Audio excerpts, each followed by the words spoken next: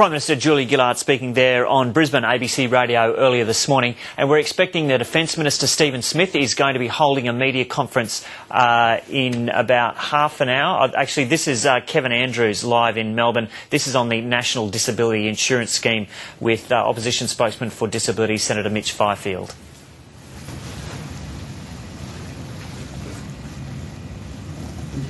Already?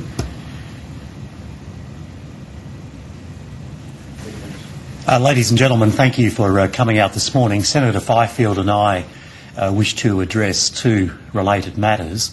The first is the concession from the Gillard government over the weekend that the long-term funding to provide for the National Disability Insurance Scheme is simply not in place and not there.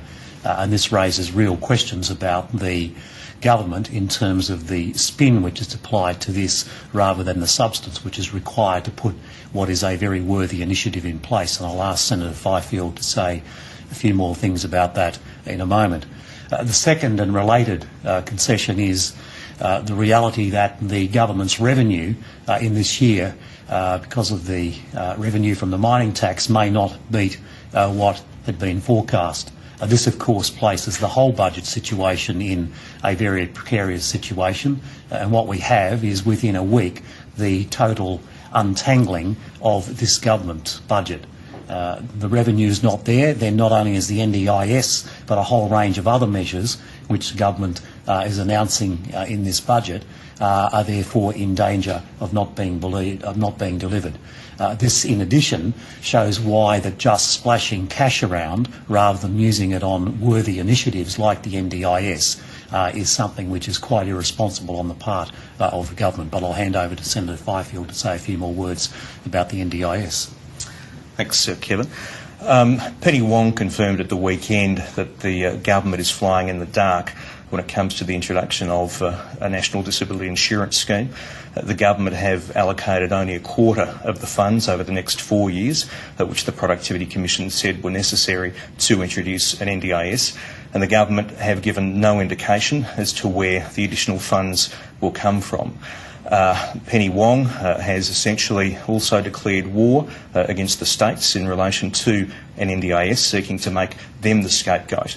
The states have, for the best part of a year, sought to have discussions with the federal government about the governance arrangements and funding arrangements for an NDIS, both at COAG and at ministerial councils. The federal government has consistently refused to talk to the states about funding. The states, given that they have the bulk of responsibility for disability services at the moment, they should not be the last people the Commonwealth talks to. They should be the first people the Commonwealth talks to. The opposition has sought to put an NDIS above partisan politics. Tony Abbott and myself, before the budget, called upon the Prime Minister to institute a cross-party parliamentary committee to be chaired by the front benches of both sides of politics, and the purpose of that committee would be to provide a non-partisan oversight for the implementation of the NDIS, to put it above partisan politics. An NDIS will span many parliaments in terms of its introduction. We wait for the Prime Minister to accept that offer. To date, she hasn't. Mr Abbott has written to the Prime Minister a second time and still that offer hasn't been accepted. The government do need to sit down and talk to the states, and they do need to make clear how they seek to meet the Productivity Commission timeline for the introduction of an NDIS. Any questions? Will the coalition government be including funding for the entire tranche of funding in the forward estimates when it releases its election costings? Yeah, well, Tony Abbott said before the budget that we expected that there would be money in the budget for an NDIS, and that if there was, we would support it. In terms of the Commonwealth contribution to an NDIS as a whole, the starting point has got to be discussion with the states. You can't know what the required Commonwealth contribution will be until such time as there is discussion with the states and agreement about the apportionment between the Commonwealth and the other jurisdictions. Do you agree with the Productivity Commission recommendation that the funding should be provided entirely by the Commonwealth? Well, the Productivity Commission indicated that the states do have some difficulty with their revenue and funding significant projects. The Productivity Commission wasn't unequivocal as to what the funding share and allocation should be. They canvassed a number of options. The important thing is for the Commonwealth to sit down and have those discussions with the states so that the funding shares between the Commonwealth and the states can be determined. From memory, though, they did suggest that the most efficient way to fund it was out of federal revenues rather than state revenues, because there's more predictability, essentially. Yeah, the Productivity Commission did indicate that they had a disposition, but they did canvass a number of options. The Productivity Commission also made it clear that they think that funding should be from core government revenue, that there shouldn't be the need for any additional levy. And I note that Penny Wong didn't rule out the possibility of a levy. The issue isn't that the Commonwealth doesn't tax enough. The issue is the Commonwealth don't have their priorities right.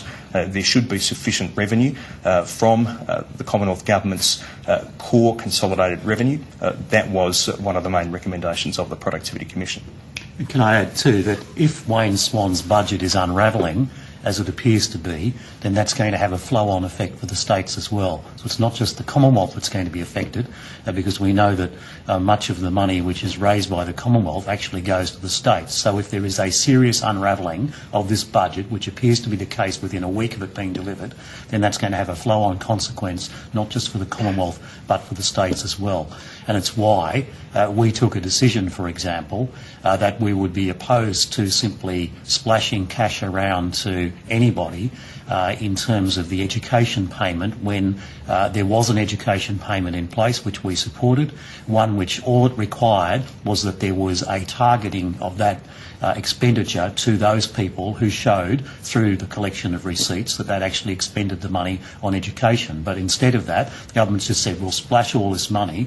Now, our view is that if there is limited funds, then those limited funds have to be prioritised in a way that they meet the real objectives of the community.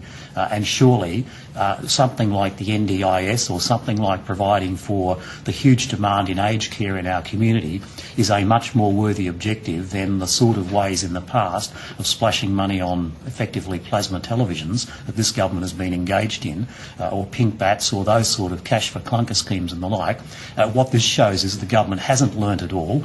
The incompetent administration, which has been a feature of the Rudd-Gillard government, is still there for everybody to see. Joe Hockey has said that the NDIS might be too expensive. Is every member of the coalition on board with the scheme? Absolutely. It is coalition policy to support the introduction of an NDIS.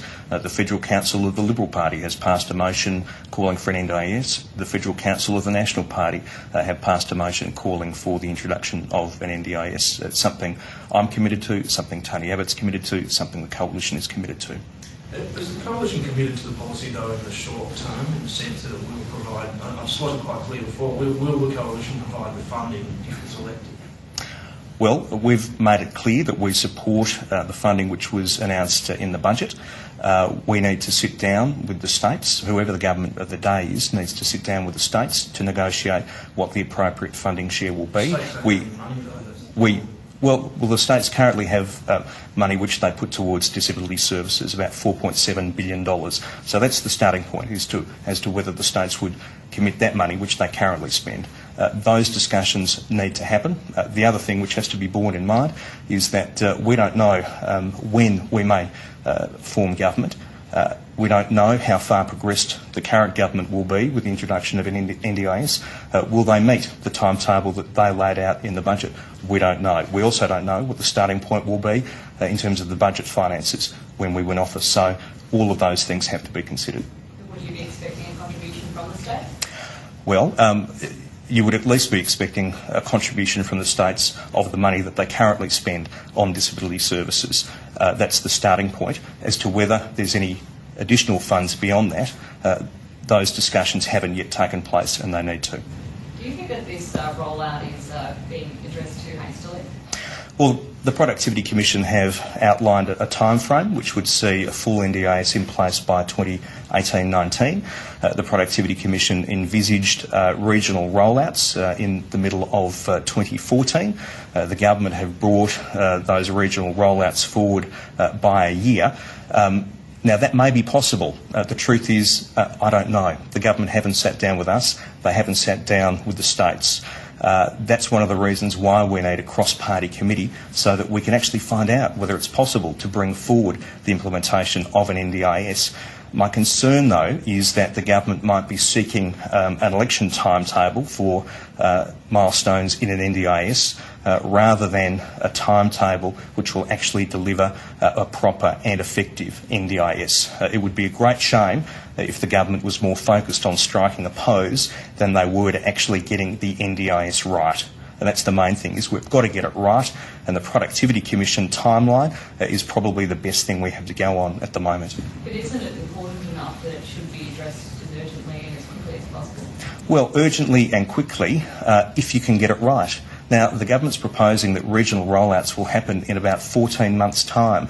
There's a heck of a lot of work to do in the next 14 months, particularly since some of the most basic discussions haven't taken place with the states, who currently deliver the bulk of disability services. The important thing is to get it right, and if the government accepted our proposal for a cross-party parliamentary committee to be chaired by the front benches of both sides of politics, we would have a mechanism where these sorts of questions could be asked in a way that they wouldn't be seen to be partisan. They're appropriate questions to ask. We want to ask them. The government should answer them, and they should take up our opportunity, or they should take up our proposal for this joint committee chaired by both sides of politics, so that we can put an NDIS above politics, so that rather than have one side of politics seek to own the NDIS, it becomes the property of the Parliament as a whole and of the nation as a whole. OK, we'll leave that there. That was the Opposition's Kevin Andrews and Mitch Fifield live from Melbourne, renewing the call for the Prime Minister to agree to setting up a bipartisan committee on the National Disability Insurance Scheme.